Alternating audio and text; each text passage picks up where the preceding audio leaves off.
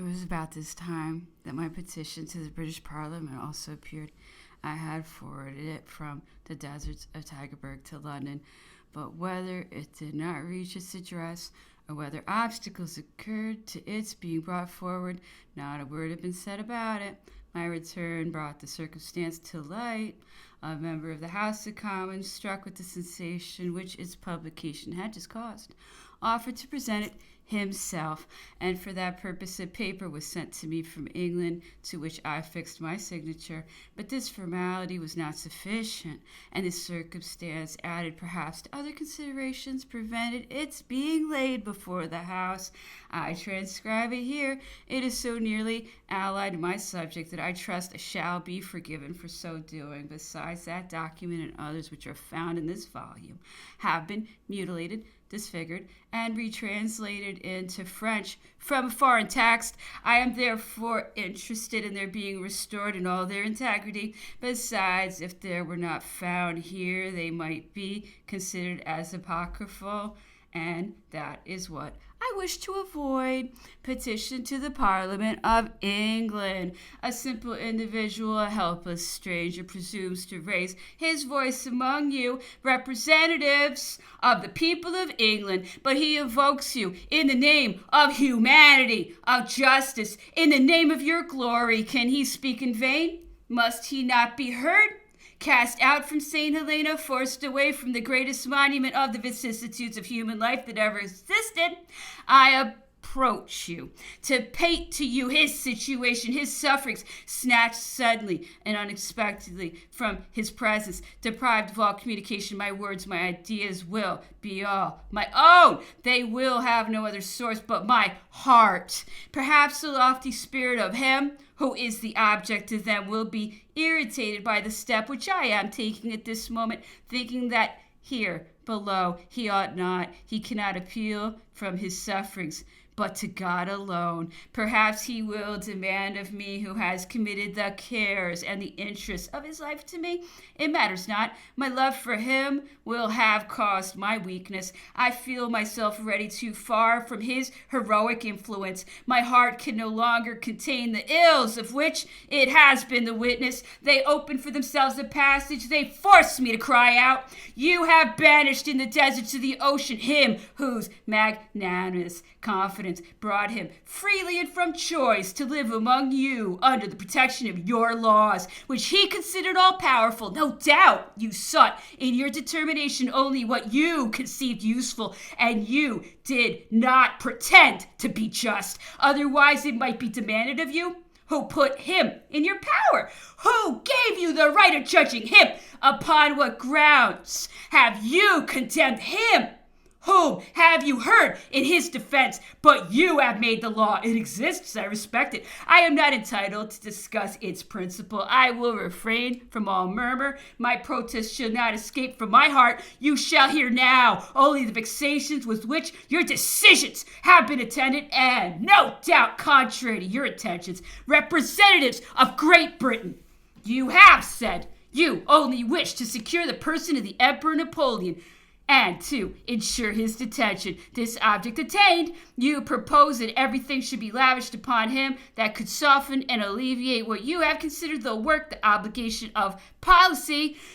Such have been the spirit, the letter of your laws, the expression of your debates, the wishes of your nation, the sentiments of its honor. Well then, only the severe part of your intentions has reached the illustrious captive on his frightful rock. Happy, however, still, if they never had been transgressed, but the clouds which hang over his island are less dense, less dark, and the moral and physical pains which are heaped upon his head under the vain pretense of apprehension, purely imaginary, every day has seen new restrictions. His proud spirit has every day brooked new outrages. All exercise has become impossible to him. All visits, all conversations have been nearly interdicted. Thus, privations of every kind, vexations of every nature unite against him with the extreme insalubrity of a climate, at once humid and burning, with the dull monotony of a sky without colors or seasons. They contract every instant in a frightful manner the circle of his life. He is compelled to keep his chamber, they are inflicting on him his death. Did you then intend all these things? No, undoubtedly. And what motives could justify them? The fear of an escape? Then let them call together military and naval men, competent judges, that they may consult their experience, that they may learn their opinions, and let them cease to surrender such an object to the discretion of a single man who, taking his terrors for his guide, will occupy his time every day with combating phantoms, which his own terrified imagination may create without reflecting that he cannot destroy all chances, nor reach them all, but by causing death. At long, when all escape is held impossible, no one here thinks of it. Certainly everyone would wish to accomplish the enterprise at the expense of his life. Death would appear sweet for so glorious a result, but how will the officers who are constantly on the watch escape the soldiers who line the shore, descend perpendicular rocks, throw oneself, as it were, to swim in the vast ocean, clear a first line of boats, a second of ships of war, when one is overlooked from all the heights, where one may be surrounded, pursued with signals every instant and in all directions? And what mode of embarkation could be hazarded? There is none within reach of the shore, and what vessel could refuge be sought? There is not one far or near, all foreign sail, even those of your own nation, become the prey of your cruisers. If they approach without urgent motives, the accursed isle, with such precautions and under such circumstances, is not then the whole island a prison sufficiently secure? Can it be necessary to fill it incessantly with prisons within prisons? And if so many difficulties could be overcome, which is impossible, do not the immensity of the seas and almost every land remain still a new prison? Now who could induce men in their sound senses to dream of such a ridiculous attempt? Who in Longwood could entertain thoughts so madly desperate? Besides, the Emperor Napoleon has still the same views, the same desires, which he declared when he came with confidence, freely and in good faith, among you, retreat and repose under the protection of your genuine laws, or those of America. This is what he wished. This is what he wishes still. What he always demands. If, then, the island of St. Helena from its nature be not already a sufficient prison, if it have not the advantage of combining safety with indulgence, then they have deceived your choice and your intentions. For what purpose send us to die miserably in a foreign climate? For what purpose all your additional expenses? For what purpose your numerous garrison and its large staff? For what purpose your naval establishment? For what purpose the restrictions imposed upon the commerce of that unfortunate isle? There were so many points in your European dominions where you could have kept us without expense, and where we should have considered ourselves less unfortunate. If that island, on the contrary, from its nature, and with the aid of the precautions above stated, presented in itself everything that human wisdom and prudence can conceive necessary, then would not all aggravating conditions be so many useless vexations, tyrannical and barbarous acts executed against your intention? For it was not your intention to torture Napoleon, to have him put to death by pricks of pins, and yet it is but too true that he perishes from incessant wounds of every day, of every hour, of every minute. If you chose to behold in him a simple prisoner and not the object of the ostracism of kings, a king himself, if you have designed to give him only a common prison and not to choose for him a place where the asperities of his exile might be mitigated, if it was intended to commit him to a jailer and not to an officer of high rank who by his habits of business and of the world would know how to unite what he owed to the safety of the captive with the respect and regard which he commands, if it was intended to pursue hatred and vengeance and all the narrow and vulgar passions, if it was intended only, in fine, to entrust to the climate the death of the illustrious enemy, to charge nature with an act which no one durst execute himself, if all this was intended, I stop. I have nothing more to say. I have already said only too much. But if, in the sense of your bill itself, you meant to accompany your political act as you infected with all the intentions of a great, noble, and honorable nation, I may continue. For you must have meant all the good that circumstances can permit. Interdicted every ill that necessity did not command. You never meant that they should deprive the prisoner of all exercise by imposing upon him needlessly conditions or forms which have made that recreation a torment.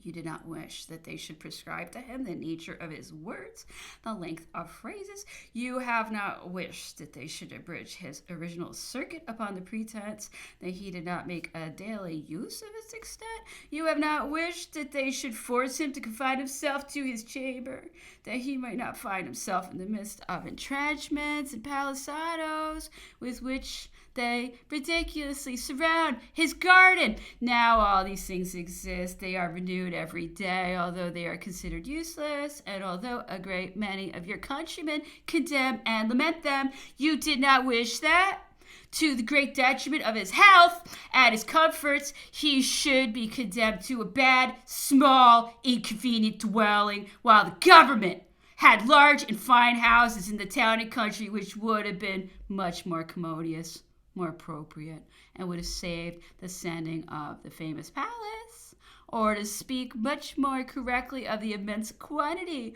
of rough, thick planks now rotting, not used upon the shore, because they have found that it would require from 7 to 8 years to complete the intended edifice. You cannot have meant that.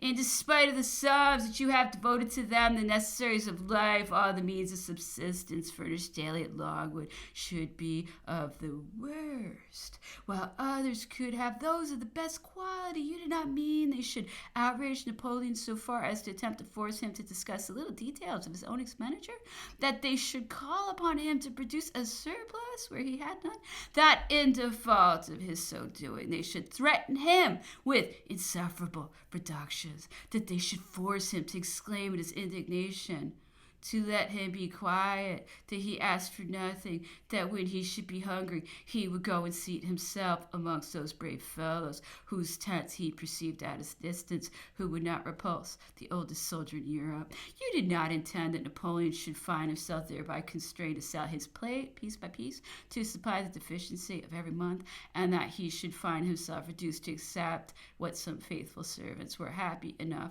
to be able to lay at his feet. Oh, Englishmen, it is thus they can treat in your name him who has governed Europe, disposed of so many thrones, created so many kings.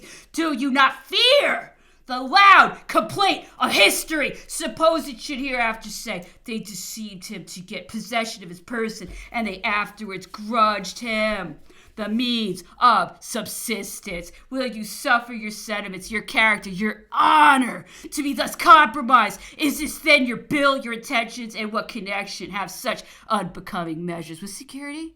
You never intended that authority should make a puerile and barbarous study of incessantly recalling by words, regulations, and acts that which it would have been delicate never to mention, by repeating to us every day that we deceived ourselves strangely respecting our position by rigidly interdicting all unusual respect, and even punishing, as we have been told, those whose habits had inadvertently led them to show such respect by restricting the journals furnished to us to those which might be the most disagreeable, by voluntarily procuring us libels, and by removing or withholding, on the contrary, favorable works. In fine, by imposing upon us the literal form of the declaration by which we were to purchase the slavery and the happiness of attending a revered object, by compelling us to admit into it denominations contrary to our habits and to our laws, thus taking advantage of our own hands to degrade the august object whom we surrounded, and yet we were obliged to do it, because upon our unanimous refusal we were threatened with being all torn from our pleasing employment, instantly thrown on board a ship, and carried to the Cape of Good Hope. How can these cruel and tyrannical measures contribute to security? It will hardly be believed that Napoleon, on inquiring if he might be allowed to write to the Prince Regent, was answered by authority that his letter would not be suffered to pass unless it was open, or that it would be opened to ascertain its contents, a proceeding which reason rejects as equally insulting to the two august persons. St. Helena had been chosen for us, we were told, in order that we might be able to enjoy there a certain degree of liberty and some indulgence. But we cannot speak to anyone. We are forbidden the right to anyone whomsoever. We are restricted in our most petty domestic affairs. Ditches and entrenchments surround our dwellings, and authority without control govern us. The St. Helena was chosen in order to allow us some indulgence? But what prison in England, then, could have been worse for us? Certainly, there is none there at this day that would not seem to us a blessing. We should find ourselves in a Christian land. We should breathe European air. The control of a superior authority would have sheltered us from personal resentments, from momentary irritation, and even the want of judgment. It has been insinuated to the officers of your nation that they are not to present themselves before him whom they guard, or they have been forbidden to do so. The English themselves, whatever may be the rank and the confidence which they possess, have been forbidden to approach us and to enter into conversation with us without formalities which are equivalent to an interdiction, lest we might represent to them the ill usage with which they have overwhelmed us, a precaution useless with respect to security, but which proves the jealous care with which we are prevented from communicating the truth. They have made our efforts on this subject a crime, as if to inform you of the truth, particularly where it interests your honor, your character, was not doing you a service. You certainly never intended to allow such a tyranny over our thoughts and sentiments as to insinuate to us or inform us that if we continue to express ourselves freely in our letters to our relatives, to our friends, we should be torn from the presence of Napoleon and banished from the island. Yet it is precisely the circumstance which has brought about my deportation by causing me to forward clandestinely the very letters which I had in the first instance intended for the governor, and which I would have sent to him had it not been for his vexatious intimation, an intimation gratuitously tyrannical, since these letters were sent open to ministers, accompanied, if necessary, by the notes of the local authority, that they might be detained by the ministers if they were improper, or even delivered up to the laws if they were criminal, and since at all events they must have in their eyes the merit of being a further means of obtaining the truth. Certainly you never intended that those who had obtained the favor of staying with Napoleon should have found themselves within the penalties of the laws, but excluded from their benefit. This is, however, what has been positively signified to us. You did not intend that they should seize my most secret papers, and though I had allowed them to be read cursorily in order to show their nature, that they should be taken from me and that I should not be allowed to put my seal upon them, you never intended that a barbarous sport should be made in my case of whatever is most holy and most sacred among you, that in contempt of my constant claims to be restored to liberty or brought to trial, that in despite of my reiterated offers to submit myself voluntarily beforehand to all the privations, even arbitrarily, which they might choose to impose upon me in England, they should have kept me a prisoner at St. Helena, that they should have sent me from that island to the Cape of Good Hope to bring me back in the course of time from the Cape to St. Helena, carrying me as a prisoner over the vast extent of sea in a frail vessel, to the great injury of the health of my son, whose life was in danger, to the peril of my own life, which they have afflicted with infirmities which must accompany me to the tomb, if indeed they do not precipitate me into it before my time. It was not your intention that on my arrival at the Cape the governor should detain me there arbitrarily, without examination, without inquiry, without inquest, and cause me to wither there in the pangs of sorrow, of delay, and of despair, upon the ridiculous pretense of setting to a distance of 2,000 leagues to inquire of my natural judges, the ministers, to whom I so earnestly solicited to be delivered up, if it would be right to send me to them, and executing beforehand upon me by that simple fact a sentence 1,000 times more terrible than could have been that of my judges, he's depriving me during several months of my liberty, detaining me the whole of that time a captive at the extremity of the earth, separated from my family, from my friends, from my interests, from all my sentiments, painfully wearing out in the desert of a few days which remain to me. Surely under the empire of positive laws, no one could thus tyrannically sport with the liberty, the life, the happiness of individuals. O Englishmen, if such acts should remain unpunished, your excellent laws would be no more than an empty name. You would carry terror to the extremities of the earth, and there would no longer be either liberty or justice among you. Such are the grievances which I had to make known to you, and which are developed with others in a letter hereto annexed, which on leaving St. Helena I sent to the governor, in the hope that it might produce a reformation. Many of these grievances would perhaps have deserved to pass unnoticed by us. Nevertheless, I have done myself the violence of laying them before you. There are none of them so trivial as not to interest your honor. And what could be the causes of such measures? From whence can come these gradual attacks, these continued aggravations? How can they have been justified? We know not. It is not, however, that the ruling power at St. Helena disputes the danger of the health of the captive, the imminent peril of his life, the probable and speedy issue of such a state of things. It will have been his own wish. They content themselves with coldly observing. It will be his own fault.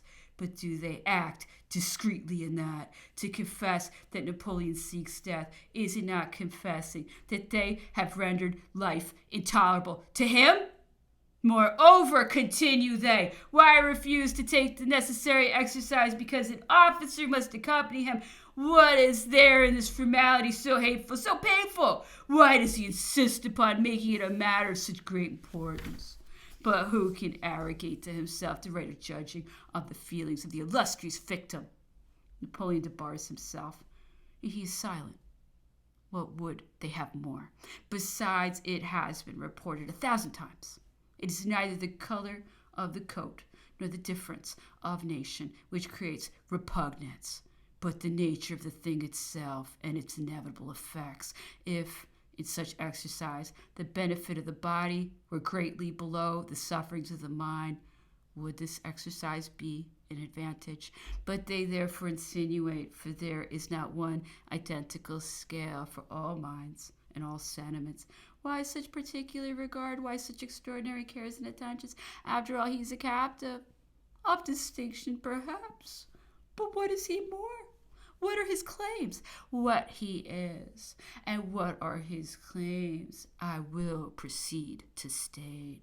Napoleon's destiny has been the first, the most astonishing in history. He is the man of renown, of prodigies, the hero of ages. His name is in every mouth. His actions excite every imagination. His career remains without a parallel. When Caesar meditated the seizure of the sovereign power in his country, Caesar was already the first man in it, by his birth and his riches. When Alexander undertook to subjugate Asia, Alexander was a king, and the son of a king who had paved the way for his success. But Napoleon, rushing from the crowd to govern the world, presents himself alone with any other auxiliary than his genius. His first steps in his career are so many miracles. He immediately covers himself with immortal laurels and reigns from that instant over every mind, the idol of his soldiers, whose glory he has raised to the skies, the hope of his country, which, in her pangs, already feels that he will be her liberator, and this expectation is not disappointed at her expiring voice. Napoleon, interrupting his mysterious destinies, hastens from the banks of the Nile, traverses the seas at the risk of his liberty and of his reputation, and lands alone upon the French shore. Every heart leaps at seeing him again. Acclamations, public rejoicing, and triumph attend him into the capital. At his sight, the different factions droop. Parties blend themselves into one. He rails, and the revolution is chained. The mere weight of opinion, the influence of one single man, affected everything. He had no occasion to fight. Not one drop of blood was shed. Nor was this the only time that such a prodigy distinguished his life. At his voice, the principles of disorganization vanish. Wounds are closed, stains are effaced. Creation seems once more to come out of the chaos. All the revolutionary follies disappear. Grand and noble truths alone remain. Napoleon knows no party, no prejudice attaches to his administration. All opinions, all sects, all talents form themselves into a group about him. A new order of things commences. The nation recovers breath and blesses him. The people of other states admire him. Kings respect him. Everyone is happy. Everyone feels himself once more honored in being a Frenchman. Shortly he is raised to the throne. He becomes emperor. Everyone knows the rest. Everyone knows with what luster, with what power he dignified his crown, a sovereign by the choice of the people, consecrated by the head of religion, sanctioned by the hand of victory. What chief of a dynasty ever united titles so powerful, so noble, so pure? Let them be examined. All the sovereigns were allied to him by blood or treaties. All nations acknowledged him. Englishmen, if you alone are an exception, that exception only belongs to your policy. It was only a matter of forms. Moreover, you are precisely those who have seen in Napoleon the most sacred, the most indisputable titles. Other powers may perhaps have yielded to necessity. You have done nothing but submit to principles, to your conviction, to the truth. For such are your doctrines that Napoleon, 4 times elected by a great nation, must necessarily, in spite of your public denials, have found himself a sovereign in the bottom of your hearts. Look into your consciences. Now Napoleon has lost nothing but his throne. The reverse has snatched it from him. Success would have fixed it with him forever. He has seen 1,100,000 men march against him. Their generals, their sovereigns have everywhere proclaimed that his person was their sole object. What destiny! He fell, but he only lost power. All his august attributes remain. A command, the respect of mankind. 1,000 recollections of glory still crown him. Misfortune renders him sacred. And in this state of things, the man of real feeling does not hesitate to consider him more venerable upon his rock than at the head of 600,000 men imposing laws. Such are his claims.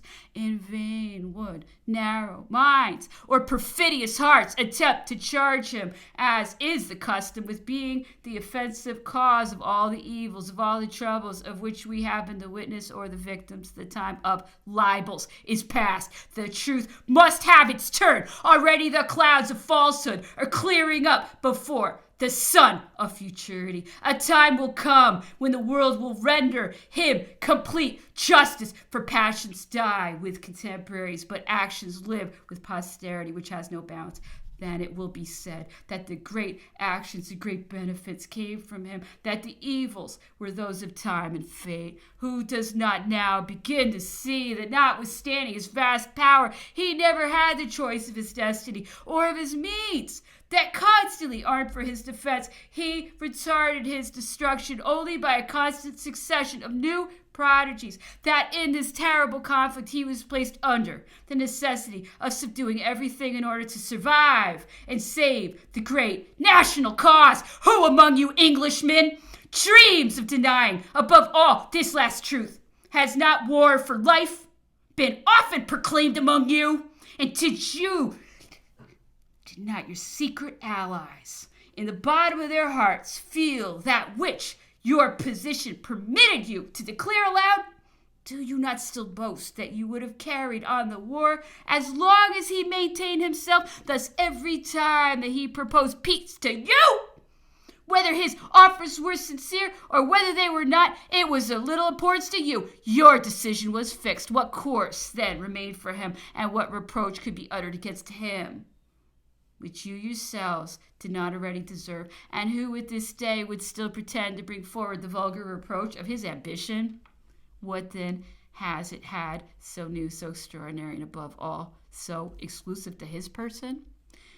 Did it stifle sentiment in him when he said to the illustrious Fox that in future Europe would be so united by laws, manners, and blood that there could be no war in it but civil war? Was it irresistible when, describing to us all his useless efforts to prevent the rupture and the Treaty of Amiens, he concluded that England, notwithstanding all the advantages of today, would, however, have gained more by having adhered to it, that all Europe would have gained by it, that he alone, perhaps, his name and his glory, would have lost by it. Was it an over-greedy and common ambition when at Chatillon he preferred the chance of losing a throne to the certainty of possessing it at the price of the glory and independence of the nation? Was it incapable of alteration when he has been heard to say, I returned from the Isle of Elba quite another man? They did not think it possible, and they were wrong. I do not do things with bad grace, nor by halves.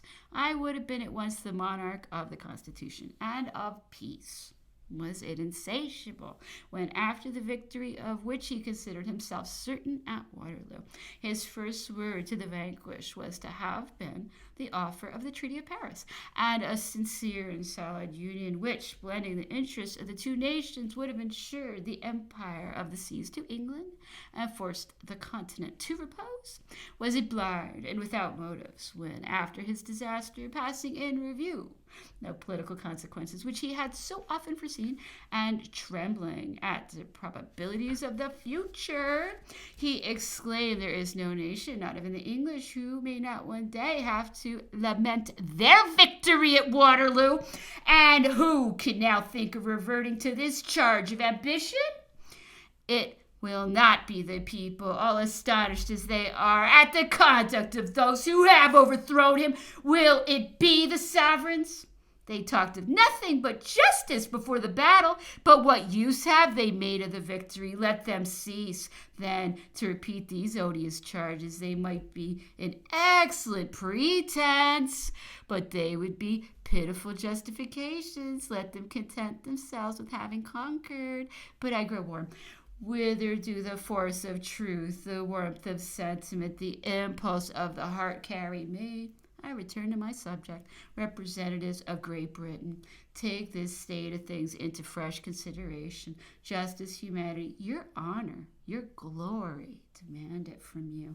St. Helena is insupportable. Napoleon's stay there is equivalent to certain and premeditated death. You could not wish to make yourselves responsible for this in the eyes of futurity.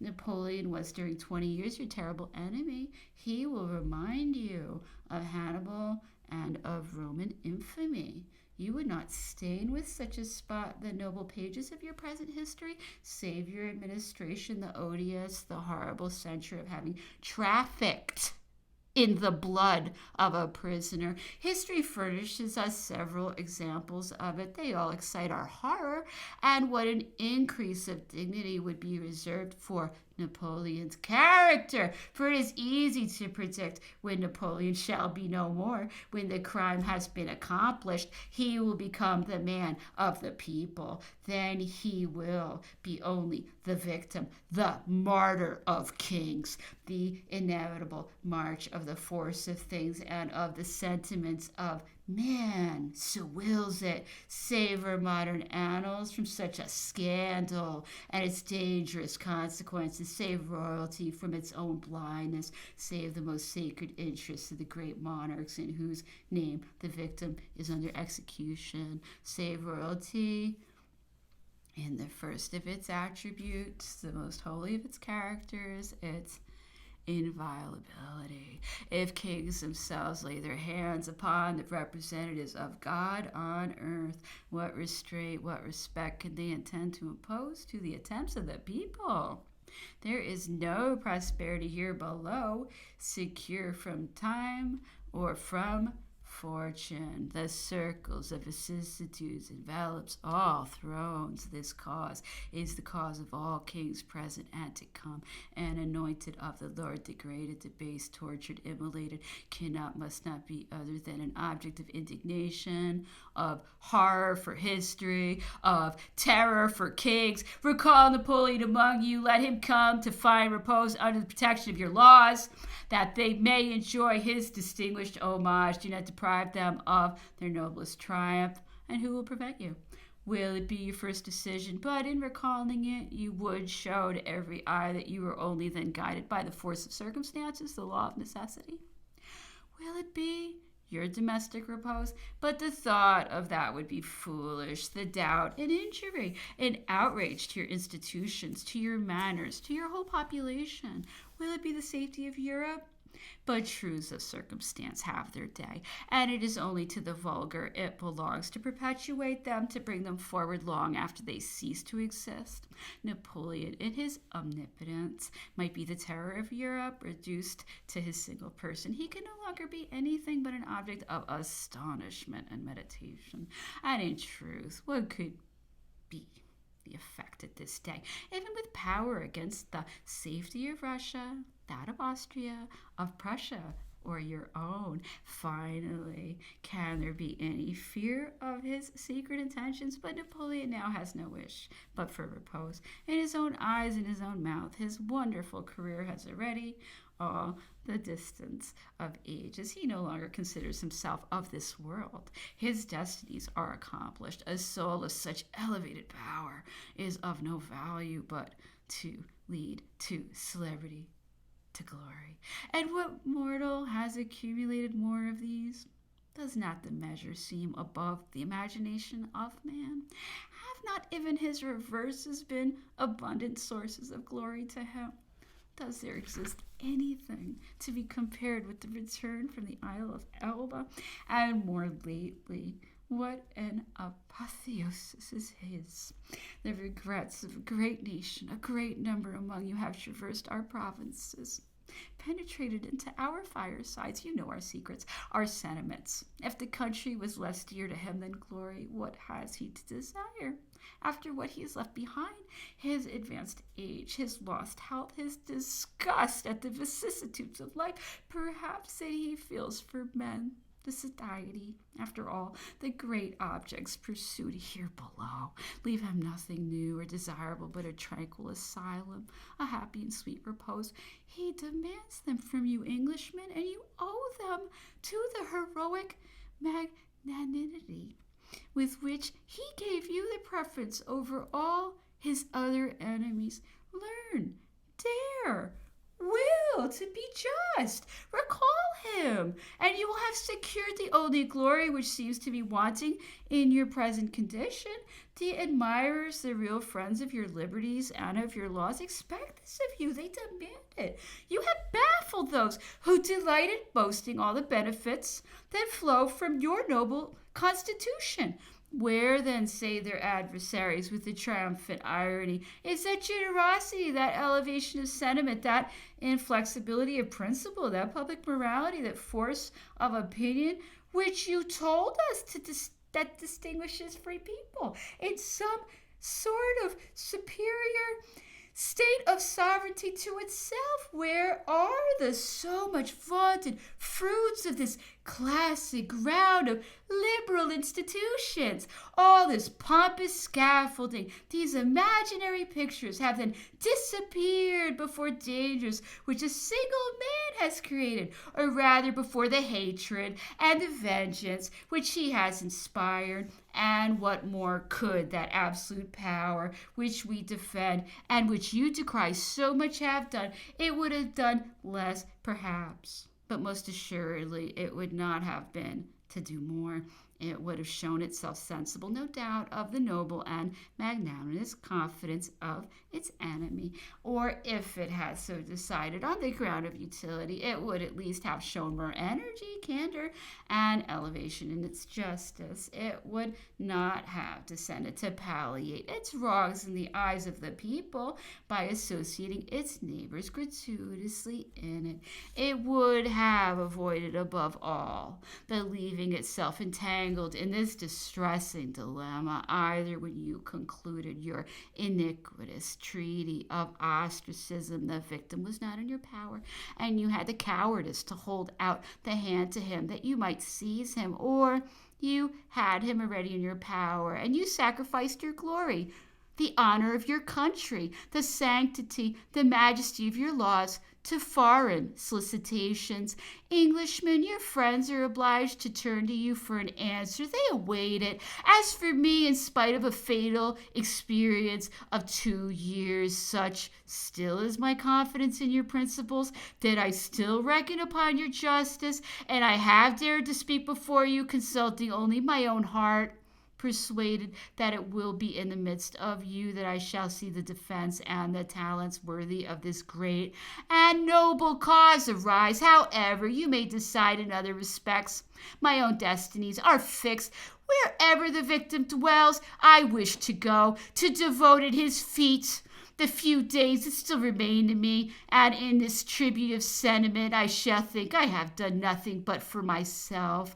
When I followed him at first, I rather obeyed honor, I followed glory, but now I bewail far from him all the qualities of the heart that attach man to man. How many of your countrymen have approached him? They would all tell you the same thing. Let them be consulted. Englishmen!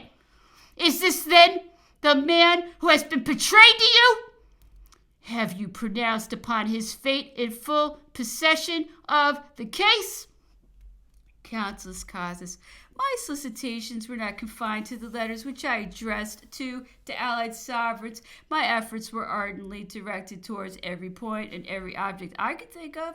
As soon as I was restored to liberty, I found myself surrounded by the French exiles at Frankfurt, who shared my sentiments and manifested the tenderest sympathy for me, all, not even excepting those who had nothing to spare, save one widow's mite, offered me all they possessed, not only to provide for the personal wants with which they supposed I had to struggle, but also to promote the sacred object which wholly occupied my mind. At Frankfurt, I had also the happiness to meet the Countess of Servier, whose extreme generosity is only one of the many virtues that adorn her. Finally, some eminent merchants of Frankfurt, merely from hearing of my adventures and from motives of pure sympathy, made me the most generous offers, and even diplomatic individuals, of whom there were many at that time in the town, indirectly conveyed to me proofs of their attention.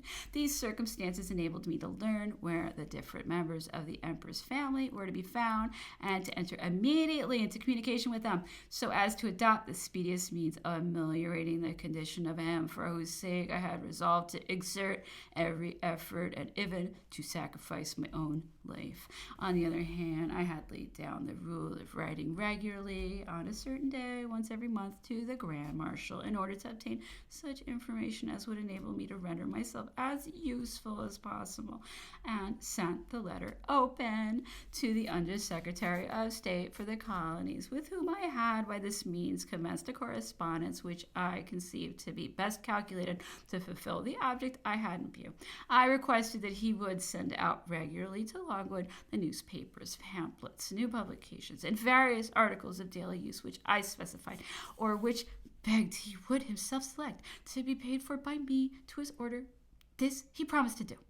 The emperor's mother, brothers, sisters, and all his relations, though I was not particularly acquainted with any of them except Prince Lucian, immediately answered me in the warmest and most affecting manner. Mine were almost the first authentic tidings that they had received from the illustrious victim, and they esteemed themselves happy in finding a channel by means of which they could transmit to him testimonies of their respect, devotedness, and affection. They wished only to be informed what they had to do.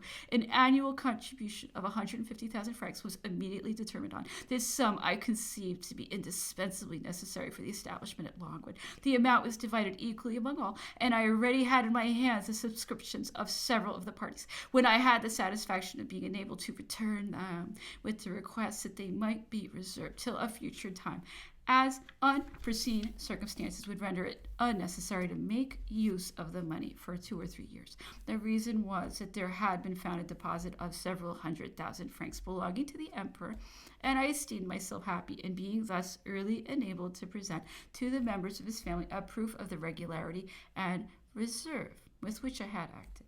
But unfortunately I was too precipitate, for the money which had been promised and was to have been furnished by me was either through the mistake or embarrassment of the banker, or the negligence of agents, more than a year in being paid. I was very much vexed and disappointed by this circumstance, for the 13 bills which I had left with the Grand Marshal on my departure from St. Helena had been quickly paid away, and fresh drafts had been made on my banker or on other individuals in London who allowed the bills to be protested because they had no funds belonging to me or had received none from any other individuals. This occasioned enormous expense, compromised Longwood, and afforded a subject of ridicule to the English ministerial journals. As soon as I was made acquainted with this unfortunate circumstance, I wrote to London to offer my personal security for any drafts that might come from Longwood, stating that they should be payable to order at Frankfurt. To this object I appropriated in the most advantageous way I could the sum which I received from Madame Mère, and which was the only one that had not been returned, together with some money which a few friends had lodged in my hands when my own was exhausted. For my 1,000 louis had been repaid to me in a way so singular that I cannot refrain from mentioning it. An individual who stood in a very delicate situation and who held money belonging to the Emperor, suspecting, though he knew nothing of me, that I might be in some degree of embarrassment, transmitted to me 100,000 francs. I could lay no claim whatever to the sum, but this individual in question doubtless conceived to be his most prudent course, considering the peculiarity of his situation. Thus I found myself repaid without having claimed any debt or given any receipt, and I am not aware that there existed any trace of the debt due to the Emperor in any account whatever. 6 months had already elapsed. The fine weather was set in, and my health, which had been so greatly impaired by disappointment and vexation, required me to make trial of the waters of Baden. But was I free to depart? The times were so extraordinary, and such a total disregard seemed to be everywhere manifested for the privileges and the destiny of a Frenchman, that many persons about me very much doubted whether I should be at liberty. And I was myself not without apprehension. So accustomed was I to see all justice violated in my person. Be this as it may, I was so desirous to act with perfect openness and to evince my gratitude for the kindness of Baron Vessenberg, that I determined to acquaint him with my intention of departing and to ask him whether he considered me under his inspection. However, the Baron in a moment banished all my scruples and fears by replying with that frankness and courtesy which characterizes him, that in granting me hospitality there had been no idea of making me a prisoner.